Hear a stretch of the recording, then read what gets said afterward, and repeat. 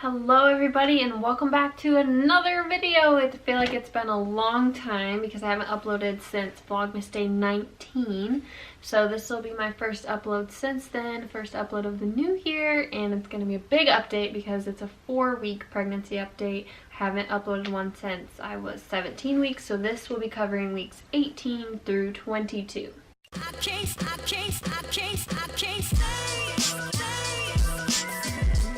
You can tell we're in a new area. This is just the guest room. The lighting is terrible everywhere, so I apologize. I probably have shadows, but it is what it is. We're working with it. It's late at night. I got my little buddy here, Parker Boo. Okay, let's just jump into this because I have a lot of updates for you guys. Okay, so like I said, I'm going to be doing 18 through 22 weeks pregnant. I'm currently 22 weeks and 5 days. The day you're seeing this, I am 22 weeks and 6 days. So right now the baby is the size of an eggplant and is about 11 inches long and just over a pound in weight. And right now it says that the skin is gaining pigmentation as well as the hair, and everything's kind of darkening, fattening up. I can show you on my app. The baby looks so cute now compared to like it looked like an alien before, I feel like, in comparison. So this is what the baby looked like last week when I was 21 weeks, and this is what the baby looks like now. So it definitely has more features. You can see the eyelashes and the lips have pigmentation and the hair is starting to form, and it's super exciting. I'm just like so excited for the baby to get here, and we're over halfway now. We hit the halfway mark, and that was a big milestone. As far as symptoms go, not a lot has changed. I know in my last update I said that my appetite was definitely bigger, and my appetite is huge. Like if I could eat all day every day, I would. And when we were on vacation, luckily we were super busy because otherwise I would have been eating so much. While we've been home, I've been really having to just restrict myself and not let myself eat 3,000 calories worth of food every day. It's been extremely challenging.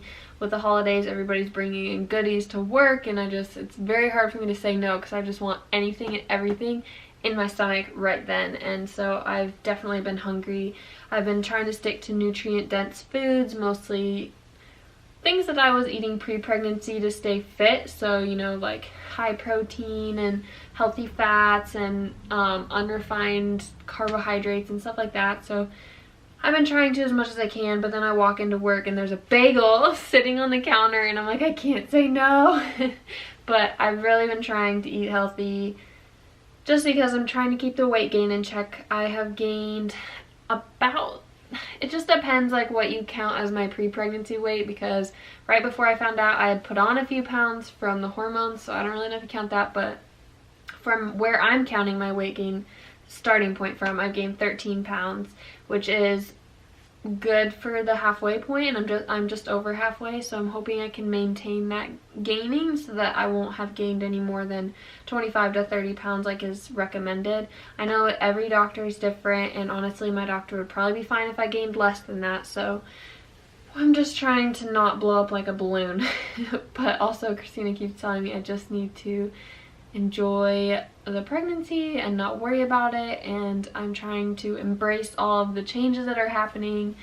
You guys, when you focus so much of your time and energy on how your body looks and being fit and working out and eating healthy, pregnancy is real. It's like, I don't know how to describe it. Like, you're so happy to be pregnant, but then the changes are hard also. I'm like, my body, and like it looks different, like it's squeezable, and I'm like, it's just so different. And it's just been definitely like a mental adjustment, which I know I spoke about in the last update, but still working on that aspect. So as far as other symptoms go besides weight gain and appetite, I have started to have some minor pregnancy insomnia. I seem to be waking up pretty much every morning around 4:30 and struggling to go back to sleep, as well as I'm like wide awake before bed and I can't fall asleep for some reason.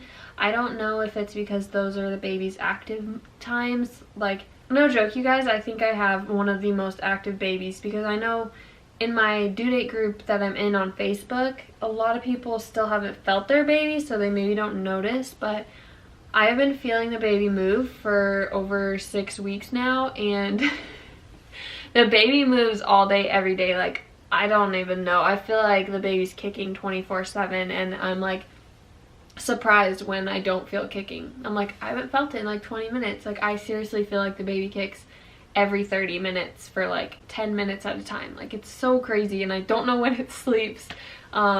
I love it though. It's just, I think that may be what's waking me up. And honestly, if I'm waking up because the baby's kicking me, like, okay, I'm not gonna complain about it. And this is not me complaining, this is just me telling you my symptoms.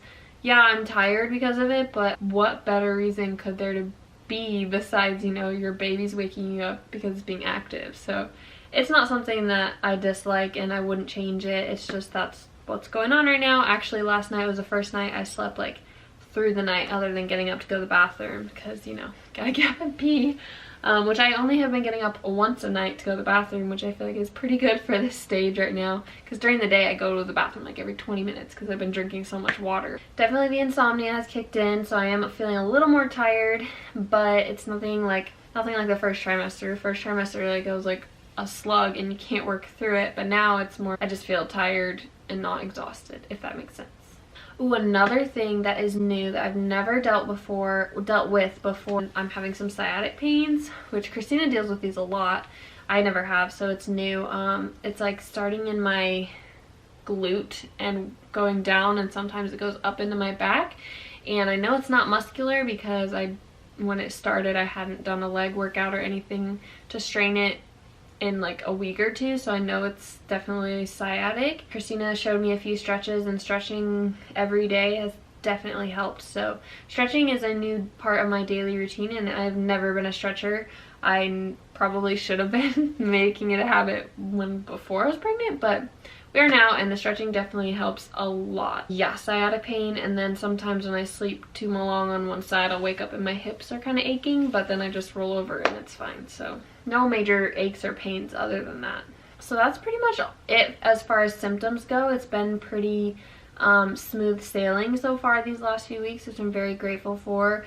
I know a lot of people have a very easy second trimester, which compared to the first, I feel like it's like a cakewalk. So the insomnia and the sciatic pain, I'm like, it is what it is. I'm like, Christina, will you give me a back rub? And then I move on with my day. It's nothing like the first trimester where it just affected day-to-day life, you know?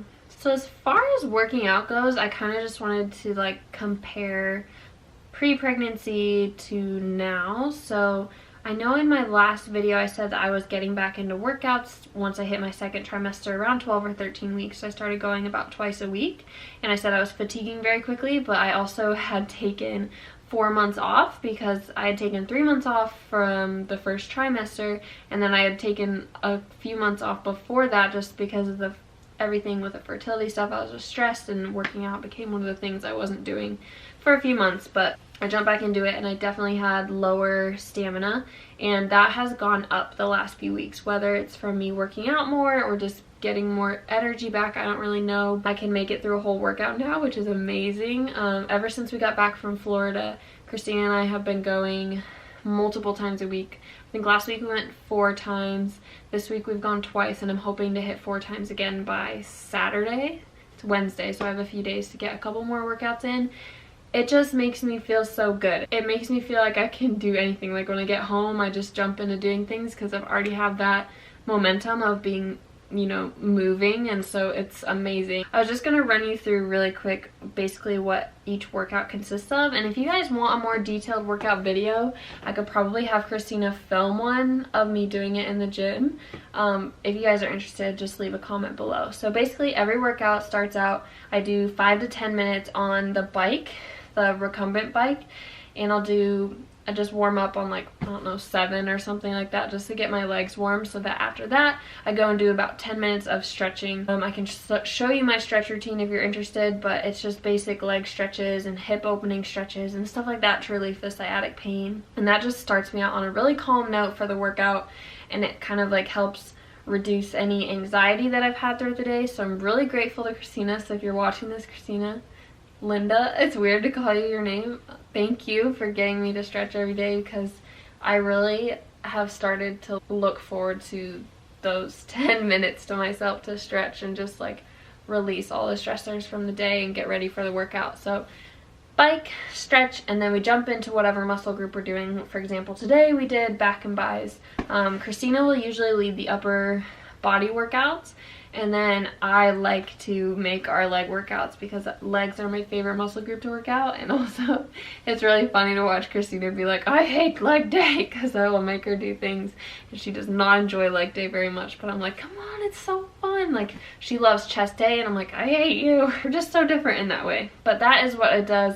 And then I'm not the best at doing cool downs. I probably should, but we don't really. We're usually like, okay, let's get out of here. If we have like a really hard, like all over body day, we'll do stretches after, but normally I just stretch beforehand, so that's all that I do. And then that usually takes about an hour 15 max for us to be in the gym. It's not a super long time. So when I go by myself, it's a lot shorter because you know, when you're not having to switch off. The last thing that I wanted to cover was that recently, or I've known since really I got pregnant, that something I'm interested in trying is hypnobirthing, which if you haven't heard of it, it's basically using relaxation, meditation techniques, and breathing to help reduce anxiety and stress when you're in labor, which then allows your body's natural oxytocin to flow, which helps reduce your pain levels. Because when you are anxious and when you feel fear and you're scared, and you know, labor's new for a lot of people, that can be really scary. But the thing about that is that it, you know, it cues up your adrenaline and your cortisol production in your body, and that creates more pain, and it also signals to your body like, hey, I'm not safe, I shouldn't be in labor, and that can slow down your labor. It's really interesting to read the physical and physiological components of it. I won't get too much into that. You guys can look it up if you're really interested, but that's the basics of it. So basically what you do is daily you practice relaxation, breathing, and meditation through, like, they have like a guided meditation that they, depending on the program you choose. I'm using the Monken method. So this is the book that I'm using. It's the Monken method, Hypnobirthing. My midwife recommended it to me. She said that she did it for both of her pregnancies, and even though her first was a C-section, she found it really useful for postpartum, and then she also found it really useful for her second birth, which I believe was not a C-section. So basically what it does is it trains your body that as soon as you hear that meditation when you're laboring, like, it just puts you into this calm subconscious state, and it will help reduce fear and anxiety, and it just is awesome. I'm doing this, and I completely respect anyone's birth choices. Christina's like, give me an epidural as soon as I walk in, and I was like, that's fine. Like, if that's what you want when you carry, you can have that, but I'm like, don't put that on me. Like, you're gonna be like, then we're gonna do it naturally, everything's great, and we're gonna have essential oils. Like, it's just, I don't know. I'm looking forward to it, and I think that a lot of people do have fear around the birth, but I am super excited to be doing this and feel prepared and ready and not fearful, because I can be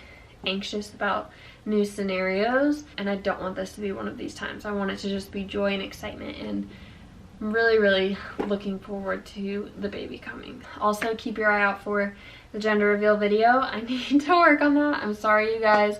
It's been a couple weeks since I posted. I'm definitely behind on videos, but Christina and I are filming how we met, and we're gonna probably do a Q&A. So we definitely have more videos coming out. I'll be probably posting once to twice a week now, and giving you updates as well, some vlogs, some sit downs, everything. So if you have any other requests besides what I just said, leave them in the comments. I guess the last thing I'll do is show you my bump shot, which it's definitely grown since the last time. We did just go to the gym, so put the floaties down. Here is the belly right now. I don't even know if you can see from this angle, but it's definitely pretty big. I think it's definitely grown a lot. No stretch marks yet. Been putting the lotion on pretty religiously. I can see the back of my belly button. Not a huge fan of that, but it is what it is. Baby kicks all the time. I can feel it. I still am really feeling it super low, even though right now the uterus is like up to here. I still feel the kicks mostly down here, which I don't know what that means for positioning. I'm sure that the baby's tumbling everywhere, but the days that I do feel it like up here, it's very odd, because I'm like, I never feel it there. It's mostly down lower, and sometimes like super low, like in your pubic bone. I'm like, oh my gosh, how does the baby even kick that low? But anyways, I'm really glad to be back and filming for you guys. It's been a while. And if you have any questions for me, pregnancy related or not, just leave them below. And I will see you soon with another video. Bye!